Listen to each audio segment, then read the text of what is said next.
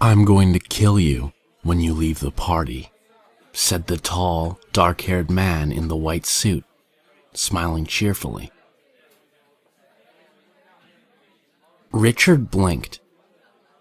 He didn't go to parties often, and situations like this, finding yourself in a baffling, awkward conversation with a total stranger, were a big reason for that.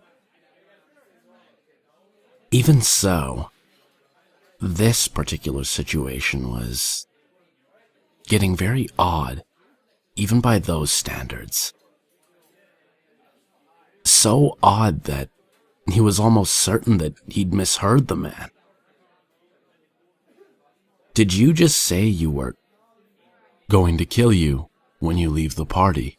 said the dark-haired man, smiling at him. "Follow you back to your car, sneak up behind you, probably throw you to the ground, stomp on you a bit, and then, a little crude torture before I finally kill you." He gave a pleasant chuckle. "It'll be quite agonizing for you."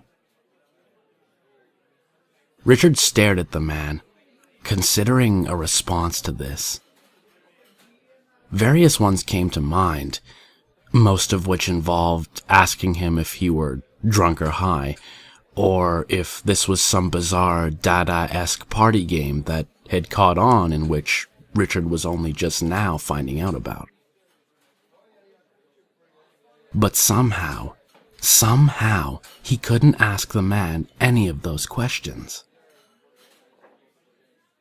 Looking at him, Richard realized that he was perfectly sober, and even though the man was strangely pleasant about the prospect of murdering him horribly, he seemed sincere.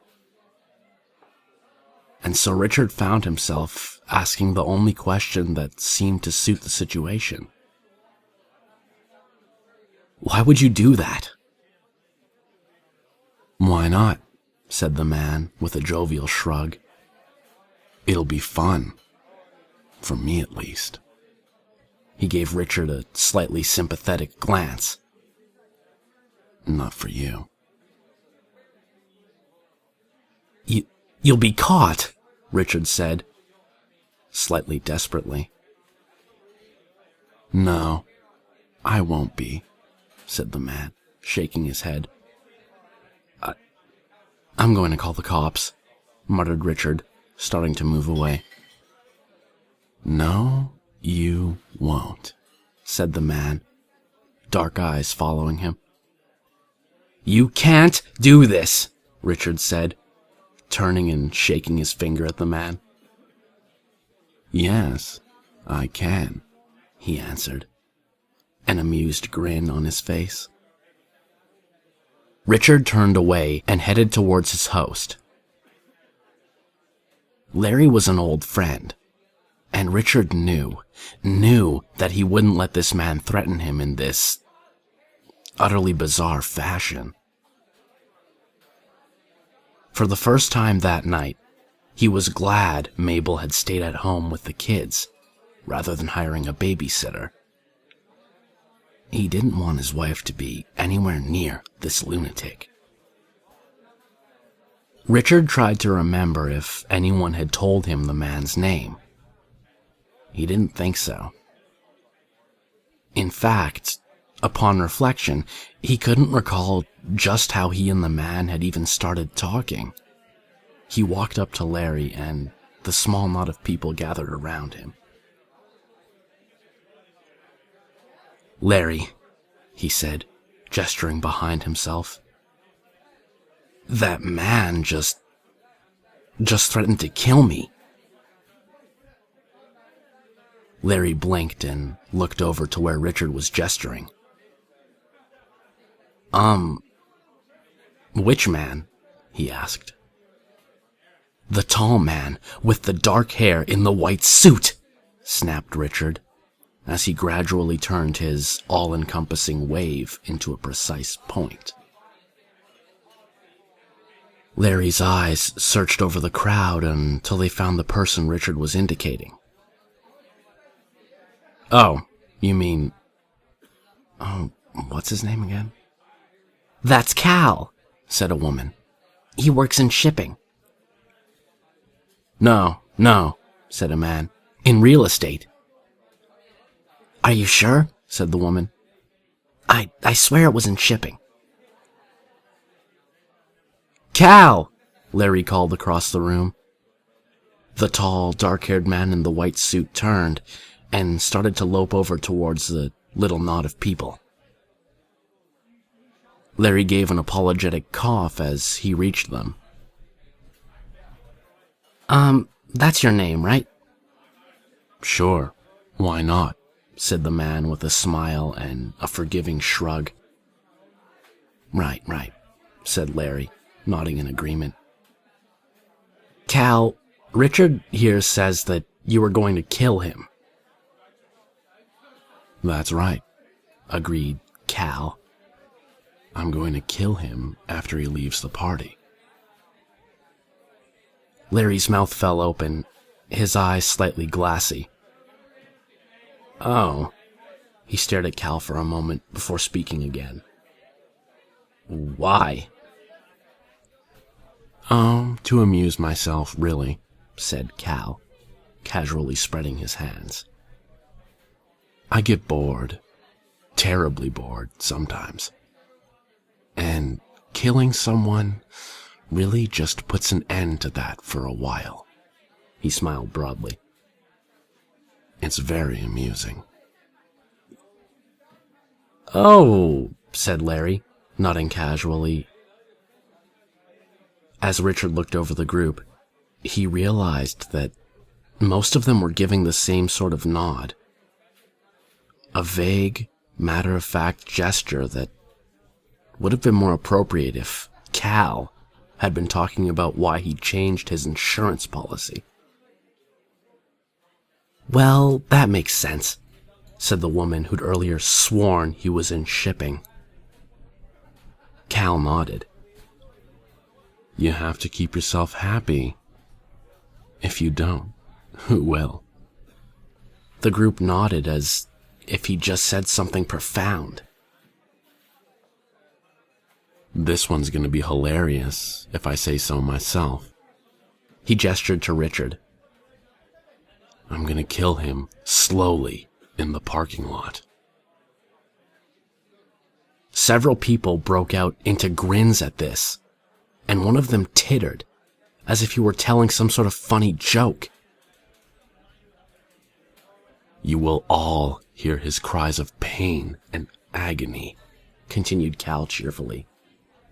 "But you won't realize it. They will haunt your nightmares for the rest of your lives. You'll wake up in the middle of the night, hearing the echo of it, but you'll never fully realize it. It will lurk in your minds, always beyond conscious recognition, hovering on the edge of your memory, never to leave your skull, no matter how much you wish it would." A sort of general laughter broke out among the crowd at this. As Richard looked around the room, he realized that everyone's attention was now fixed on Cal. But even worse, they all seemed to be regarding him as if he were telling some highly amusing joke. "But I haven't gotten to the best part," continued Cal, gesturing emphatically with his hands. "When I'm done killing Richard, I'm going to tear him into little pieces, stuff him into the trunk of his car, drive it back to his house, and leave it there for his wife and kids to find." He threw his head back and laughed. The crowd laughed along, with even Larry joining in the guests' amusement. "I'm thinking I might just put his head on the dashboard to make it extra horrifying for them." Peals of laughter rang through the room. "They're going to be traumatized for the rest of their lives."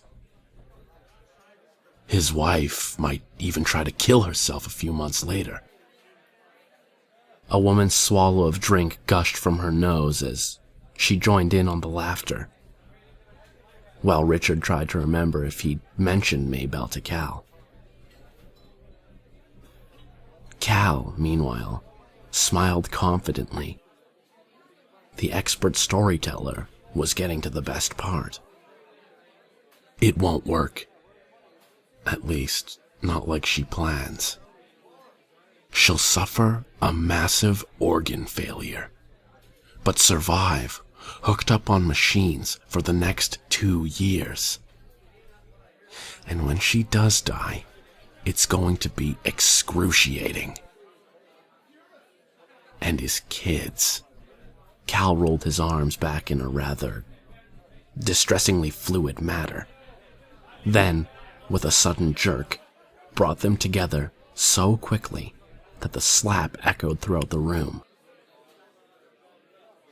Oh, the hell those kids of his will go through in the institutions. He gave a pleasant chuckle, rubbing his hands together and doing a jerky little jig with his long legs. I tell you, that's one thing I love about you people. You do so much of my work for me in these things. The entire room was now filled with people laughing hysterically at the thought of Richard's horrible murder and the ruin of his family. As he looked around it, Richard wondered what was happening.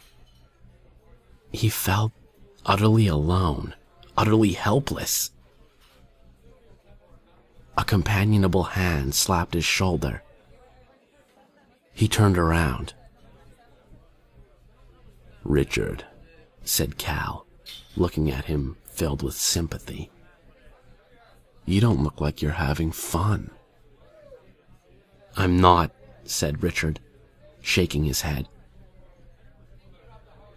Cal sighed and gave a slight, kindly nod. "You should leave then. If you're not having fun at a party, why stay?"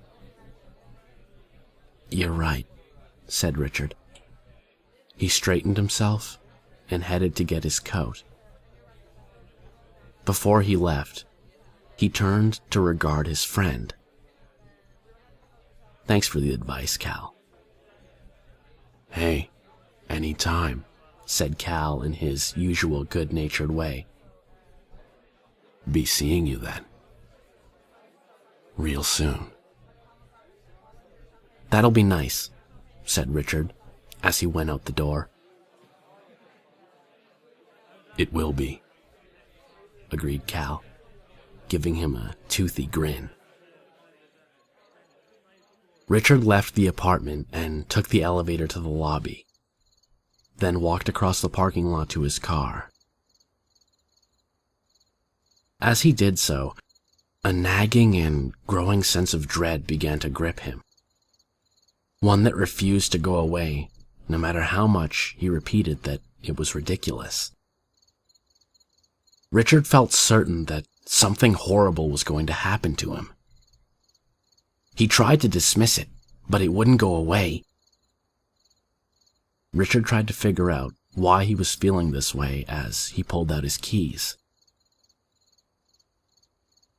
That was when he heard the quick, confident footsteps rushing up behind him. And he remembered.